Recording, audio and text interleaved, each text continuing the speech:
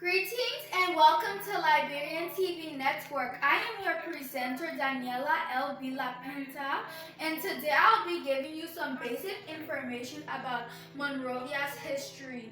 Before I continue, please don't forget to like, comment, and subscribe. Monrovia is the capital of Liberia as well as its largest city. It is located on Bushrod Island in Cape Mesurado along the Mesurado River. A 2008 census showed its population as 970,824. Monrovia was founded on April 25, 1822 by members of the American Colonization Society, also known as the ACS, an organization created to return U.S.-born former slaves to Africa. ACS representatives first arrived on the Mesurado River in 1821. The original name of Monrovia was Christopolis. In 1824, it was renamed Monrovia after James Monroe, who was the American president at the time as well as a supporter of the American Colonization Society. The indigenous populations of the areas surrounding Monrovia felt that the city was built on stolen land and began attacking it as early as 1822. At the beginning of the 20th century, 2,500 of Monrovia's 4,000 residents were Americo-Liberians. Monrovia was divided into two sectors, Monrovia proper and Crew Town. Monrovia proper was where the city's Americo-Liberian population resided. I hope you're enjoying this video, and if you haven't subscribed, please subscribe. After the Civil War, the American Colonization Society was taken over by immigrationists such as Edward Wilmot Blyden and Bishop Alexander Cumrell. They urged post-Civil War African Americans to settle there, and many of them did until World War I. These Americo-Liberians, both those in the initial wave of settlement in the 1822 to 1848 period, Liberia became independent that year, and those who came after the U.S. Civil War politically and culturally dominated the city. After World War II, growing numbers of indigenous people from the interior of Liberia began migrating to the capital to exploit new job opportunities, always present in the city back to its founding. By 1950, for the first time, they were the majority of the city's residents.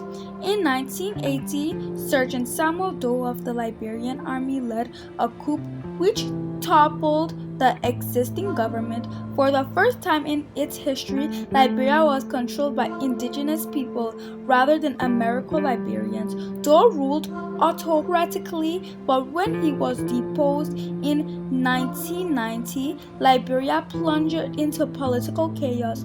The series of civil wars both crippled Monrovia's economics and brought thousands of people into the capital, fleeing the violence. The civil wars ended in 2003 when dictator Charles Taylor was disposed. During the wars, many children and youth were forced to be involved in the fighting and were deprived of any schooling, and afterwards, many of them were left homeless. In 2002, Lehman Gwabi organized the Women of Liberia Mass Action for Peace, as part of which, in Monrovia, local women gathered in a fish market to pray and sing. This movement helped to end the war the following year and to bring about the election of Ellen Johnson Sirleaf as president of Liberia, which thereby became the first African nation to have a female president. In 2014, the city was affected by the 2014 West Africa Ebola outbreak. The Ebola virus epidemic in Liberia was declared to be over on September 3rd, 2015. Today, Monrovia is home to Americo-Liberians, indigenous people from the nation's interior, and now thousands of refugees fleeing from other West African civil wars, such as the one in neighboring Sierra Leone. Approximately 85% of the city's population is Christian and 12% is Muslim. It is the site of the University of Liberia and three small religious colleges: United Methodist University, African Methodist, Episcopal University, and Stella Maris Polytechnic, a Catholic institution. Monrovia's economy is based on trade. The part of Monrovia, the largest artificial harbor in West Africa, ships rubber, iron ore, coffee, cocoa, rice, and timber from the Liberian interior to the rest of the world. Monrovia's major industry is rubber and palm oil processing, food products, furniture, and chemicals. These industries, however, employ relatively small numbers of workers. Most residents of Monrovia lack stable employment. Thank you for watching Liberian TV Network.